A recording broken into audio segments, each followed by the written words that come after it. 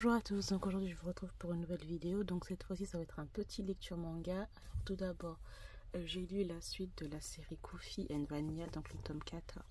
Le tome 13, le tome 14 exactement. Les couvertures sont trop jolies. Franchement j'aime beaucoup trop les dessins et les couvertures de cette petite série. Donc là, ces deux tomes-là, je les ai beaucoup aimés. Par contre, le tome 14, il y a un truc qui se passe en mode... Bon, on est au tome 14, il faut que je fasse... L'auteur, hein, je suis du point de vue de l'auteur. Il faut que je fasse quelque chose pour que ça... Voilà, pour qu'il y ait un petit peu d'action. Voilà, un truc qui se passe, quoi. J'ai pas compris, du jour au lendemain, on a un personnage. Il se passe quelque chose à ce personnage-là et...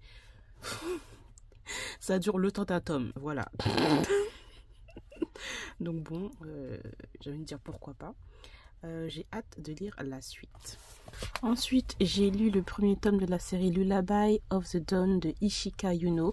Donc ça, j'ai beaucoup aimé. Les dessins sont vraiment magnifiques. On a une petite mythologie autour de la, j'allais dire de la chamanerie, autour des chamans. Donc ce personnage-là qui est chaman et ce personnage-là qui fait partie d'un village.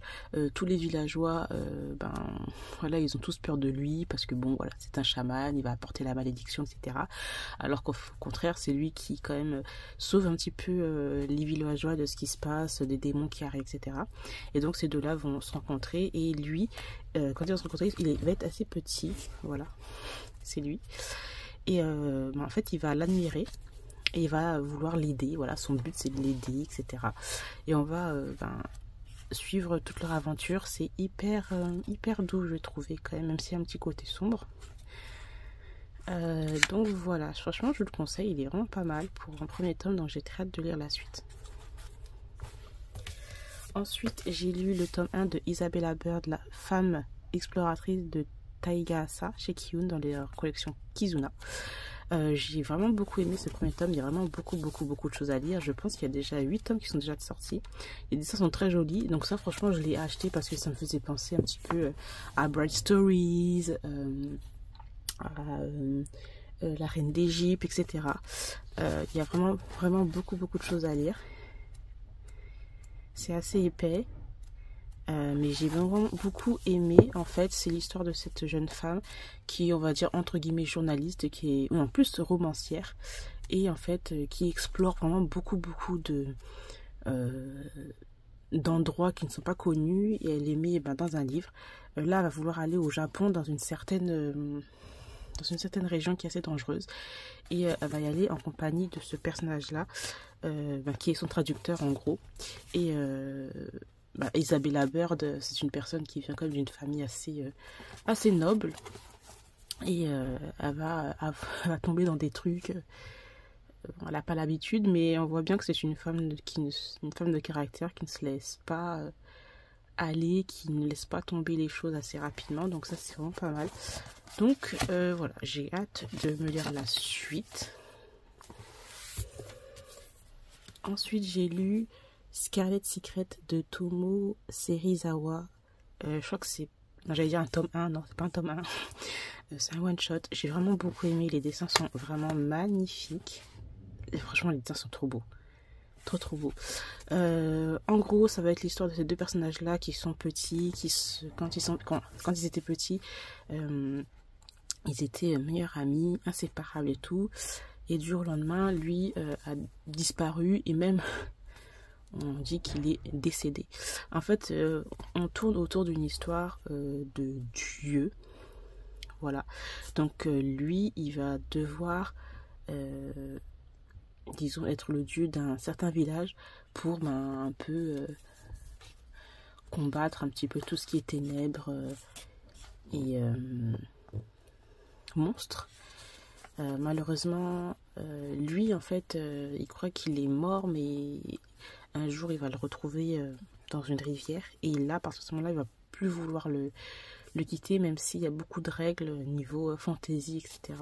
Franchement, j'ai beaucoup aimé ce petit one-shot. C'est pas mal. J'aurais bien voulu avoir une suite. Ensuite, j'ai lu Mariage heureux inattendu de Riko Sakura. Ça aussi, j'ai pas mal aimé, mais ça n'a pas été un coup de cœur. C'est tout simplement l'histoire de ce personnage-là qui travaille dans une petite boîte, c'est tranquille et tout, mais t'as tout le temps des questions. Enfin, on lui pose souvent des questions. Quand est-ce que tu vas te marier? Quand est-ce que tu vas te marier? Quand est-ce que tu vas te marier? Nanana, que ce soit sa famille, ses collègues, etc. Et nous avons ce personnage-là qui est un de ses collègues et qui est un peu, entre guillemets, son rival. Il le trouve un peu trop parfait, genre, voilà. Et lui va venir lui proposer, ben voilà, et si on se mariait? Un mariage blanc, comme ça, ben, les questions vont s'arrêter, etc. Mais bien sûr, comme vous pourrez le deviner, puisque c'est un one-shot, nous allons avoir des sentiments qui vont se développer entre les deux personnages, etc. Donc voilà, c'était pas mal, mais c'était pas non plus the coup de cœur de l'année.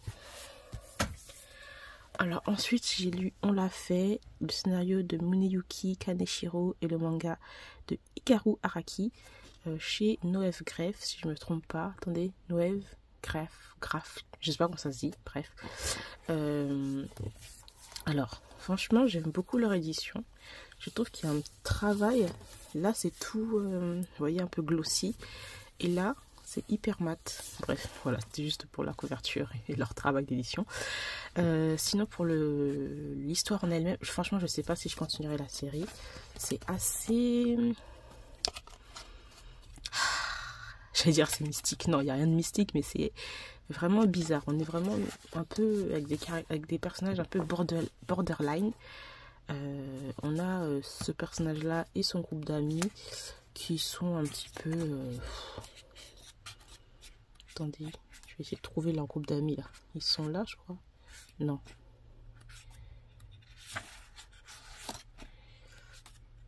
On va dire que c'est eux. Voilà. Eux là, voilà, leur petit groupe d'amis. Vraiment, c'est une bande de... Pas de losers, mais bon... ils sont pas... c'est pas, on va dire que c'est pas des grosses têtes. Ils sont là, ils vivent tranquilles. Mais en même temps... ils ont des pensées un petit peu sombres, ils insultent un peu les gens, etc. On a ce personnage-là qui a fini l'école depuis un petit moment, mais qui revient pour traîner avec eux, parce que bon, il n'a pas trop d'amis, puisqu'il est riche et il dégaine son argent à tout va. Il y a des moments où c'est assez drôle, et on va avoir à un moment donné, en fait...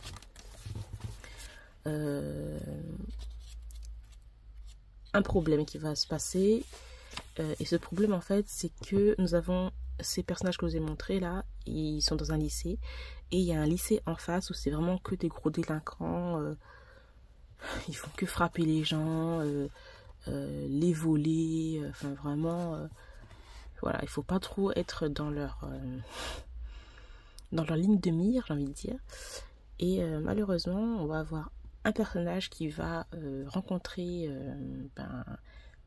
un autre personnage de ce lycée ennemi, entre guillemets, et va commencer les ennuis. Et c'est hyper violent, j'ai trouvé. Hyper violent. Tu vois, les caractères des personnages sont assez... En fait, de tous les personnages, ils sont pas... c'est pas des anges, en fait. Et... bon, je vais vous spoiler, mais on sait qu'il va y avoir un meurtre, un truc qui va se passer, et tu sens qu'à partir de ce moment-là, tout va partir en couille, vraiment. Donc par contre, je sais pas trop en fait si j'ai envie de continuer cette série ou pas. Vraiment, je sais pas, parce que ça peut être un coup de cœur, j'ai trouvé ça trop bizarre comme histoire, et les personnages, ben, ça peut être intéressant de connaître un petit peu dans leur psychologie et tout, mais après... de là à continuer, je sais pas trop, donc je verrai. Ensuite, j'ai lu donc L'amour transparent de Hitomi. Donc ça, j'ai pas mal aimé. C'est un peu plus fantasy. On a un personnage qui va rencontrer un autre personnage. Et cet autre personnage-là, qui est lui, est en fait une sorte de fantôme. On va dire ça comme ça. Je sais pas comment ils appellent ça. Ils ont un terme assez précis, mais je ne me souviens pas là pour le moment. Je sais pas si c'est écrit là. Un Akashibito, voilà, donc c'est un être qui se nourrit d'émotions négatives. Et en fait, on a ce personnage-là qui est bon, assez négatif en gros, pas de pensée positive, très... voilà, bref. Il va rencontrer lui, il va le rencontrer. Et il va pas tout de suite se rendre compte qu'en fait, c'est pas un être humain. Et au fur et à mesure, on va voir que il est transparent, mais avec son contact, il va devenir un peu humain. Bon, il y a toute une histoire par rapport à ça. C'était vraiment pas mal parce que le côté fantastique est assez intéressant, j'ai trouvé. Les dessins sont très jolis aussi. Et la fin était assez cute, j'ai trouvé, pour un roman fantasy, même si c'est pas très réaliste. On parle de réalisme et de fantasy, c'est pas trop dedans, mais bon, bref. Voilà. Ensuite, j'ai lu Meurtre dans le Décagone de tome 1, donc l'œuvre originale de Yukito Ayatsuji et les dessins de Hiro Kiyohara chez Pika. Celui-là aussi j'ai beaucoup aimé, c'est très thriller. Beaucoup de choses à lire, beaucoup de choses à lire. Donc en fait on est avec un groupe de lycéens ou d'université, je sais plus si c'est non, je crois que c'est à l'université, dans un club de thriller. Et en fait tous ces personnages là ils ont des noms de grands romanciers, et ce groupe-là va décider d'aller sur une île où il y a eu certains meurtres, etc. Voilà, genre une sorte d'expérience initiative, j'en sais rien, bref. Ils vont se retrouver là-bas et il va commencer à y avoir des choses qui vont se passer. Et à la fin de ce premier tome, un meurtre. Là, il y a des choses qui se passent trop bizarres. Ils vont recevoir des bouteilles, des indices, des trucs, ils savent pas d'où ça sort, ils savent pas qui a fait ci, qui a fait ça. Et t'as l'impression qu'en fait ils sont épiés, ils sont dans cette décagone où c'est assez intéressant parce qu'en fait, alors, je sais pas si, attendez, je le retrouve. Là, voilà. Ils sont dans cette petite maison et comme il dit, c'est un bâtiment à 10 côtés. Donc en fait, il y a une entrée, juste une seule entrée qui est par ici. T'as le hall, tu vois, là tu rentres là. Et là en fait t'as les différentes chambres. Et là t'as la salle d'eau, salle de bain, etc. Donc en gros, la personne qui vit là ne peut pas aller là ni là. Il faut absolument qu'elle passe par, c'est la salle, en gros c'est cette salle là, voilà. Donc là en fait t'as des portes. Tu peux pas passer là ni là. Il faut absolument que tu passes là pour sortir ou aller là pour aller dans d'autres pièces. Donc c'est assez intéressant et j'ai hâte de voir ce que ça va donner. Après c'est clair qu'il y a énormément de lecture, donc ça peut un petit peu ralentir la lecture. Et surtout on a un autre groupe, parce que là on est sur deux entre guillemets espace-temps, je sais pas comment dire ça, sur deux temps différents. Et on a ce groupe-là et on a un autre groupe, une fille, un garçon et un autre gars qui se prétend être détective ou un truc dans le genre. Ils sont en train de faire une enquête sur les fameux meurtres qui se sont passés sur cette île-là, où ce groupe d'amis sont. Donc on voit qu'il y a plusieurs trucs qui se mettent en place et c'est assez intéressant. Voilà pour ce premier tome, franchement c'était pas mal. J'ai lu ensuite Sanctify, le tome 1 de Zipping. Donc en fait c'est de God Station. Et God Station c'est Zipping Peng et Fox. Voilà. C'est un peu comme Guilty Pleasure. Voilà. Donc premier tome que j'ai adoré. Là on est sur de l'exorcisme. On a ce personnage là qui est exorciste, qui faisait partie d'une unité où il y avait pas mal d'exorcistes et tout, mais ils sont décédés dans des étranges circonstances et il va faire équipe avec la police. Nous avons ce personnage là qui fait partie de la police et qui va l'aider dans ses enquêtes, mais tu sens que le gars, déjà de base quand je l'ai vu, j'ai dit il était mystique. Je le sentais pas, il y avait un truc pas net en lui.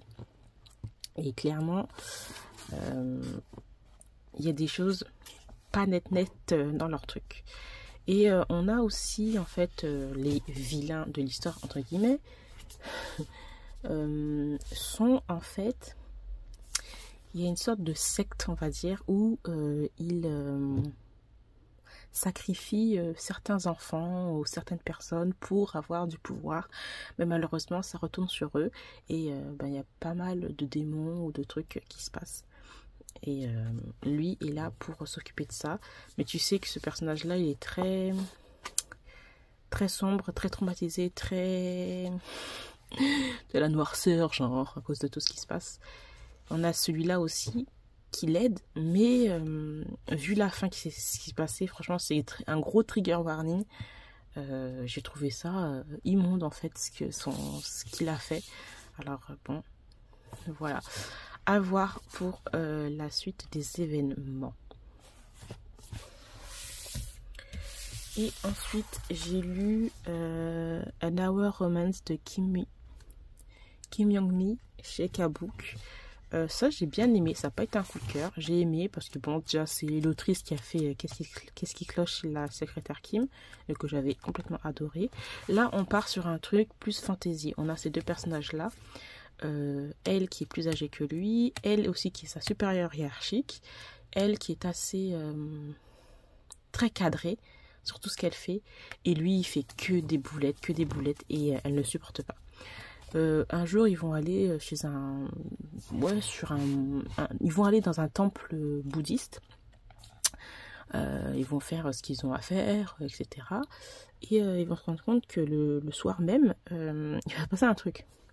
Donc lui va se retrouver dans le corps de celle-là et elle va se retrouver dans le corps de celui-là pendant 1 heure. Voilà, et en fait ce petit speech m'a fait penser genre à Secret Garden, je sais pas si vous connaissez le drama. Ça m'a fait penser un peu à Secret Garden et tout, donc j'ai bien aimé ce petit côté là. Donc c'est tout en, comme vous voyez, en couleur.